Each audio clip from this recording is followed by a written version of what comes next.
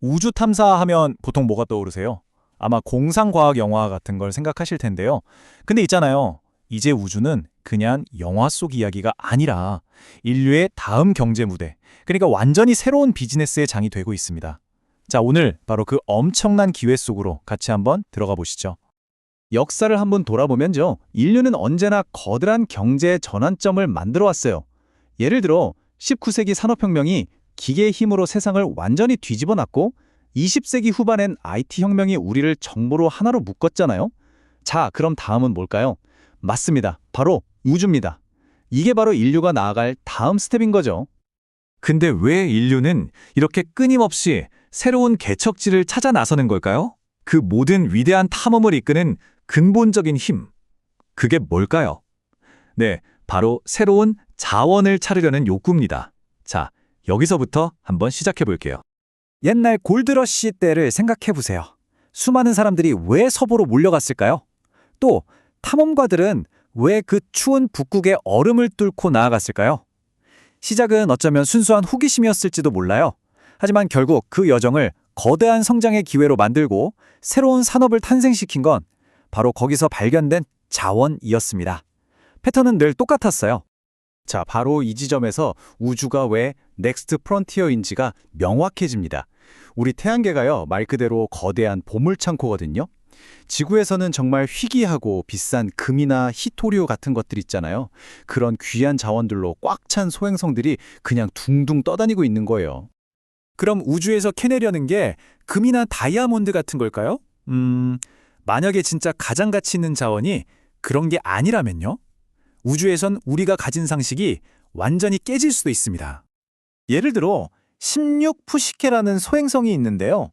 여기에 들어있는 금이랑 귀금속 가치만 따져도 와, 이게 지구에 있는 모든 사람한테 수십억 달러씩 나눠줄 수 있는 어마어마한 양이라고 해요.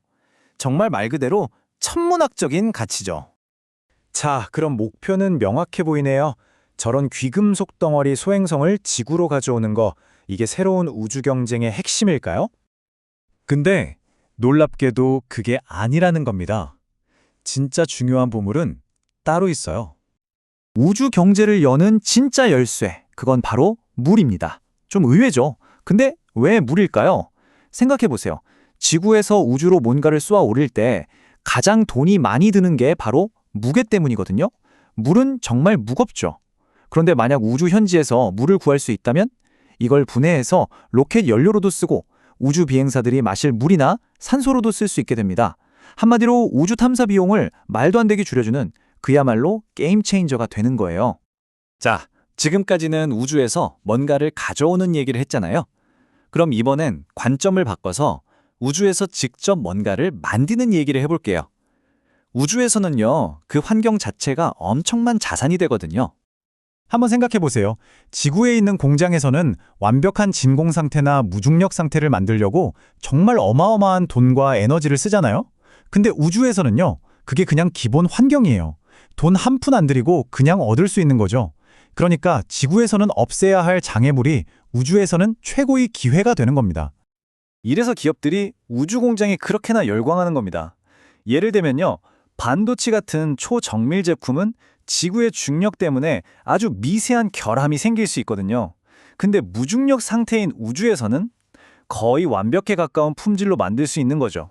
심지어 화장품도 성분들이 훨씬 고르게 섞여서 품질이 차원이 달라진다고 해요. 자, 그럼 이렇게 멋진 미래가 그냥 공상으로 끝나지 않으려면, 현실로 만들려면 대체 뭐가 필요할까요? 그 얘기를 좀 해보죠. 물론 아직 기술은 개발 초기 단계예요. 하지만 사람이 직접 가는 건 너무 위험하고 비싸잖아요. 그래서 가장 현실적인 대안으로 꼽히는 게 바로 이런 로봇을 이용한 채굴 방식입니다. 로봇을 보내서 소행성에 착륙시키고 거기서 알아서 목표 자원을 찾아내고 채굴해서 가공까지 한 다음에 지구로 보내는 거죠. 완전 자동화 시스템이에요. 그리고 이 모든 변화의 속도를 미친 듯이 끌어올리는 주역이 있습니다. 바로 민간 기업들이에요. 다들 아시는 스페이스X 같은 회사들 덕분에 우주로 가는 비용이 정말 말도 안 되게 저렴해졌잖아요. 기술 발전 속도는 또 얼마나 빠른데요? 예전에는 국가만 할 수 있었던 우주 개발이 이제는 야심찬 기업가들이 뛰어드는 새로운 기회의 땅이 된 겁니다. 이게 더 이상 무슨 먼 미래 소설 같은 이야기가 아니에요. 지금 여러분이 손에 들고 계신 그 스마트폰 있잖아요? 그 안에 들어가는 반도체가 언젠가 저 별들 사이 우주 공장에서 만들어질 수도 있다는 겁니다. 정말 실질적인 미래가 되고 있어요. 그래서 이제 중요한 질문은 이게 과연 가능할까가 아닙니다. 진짜 질문은 바로 그래서 그게 언젠데 하는 거죠. 우주 경제는 더 이상 막연한 공상이 아니라 우리 바로 눈앞까지 다가온 피할 수 없는 미래가 되고 있습니다.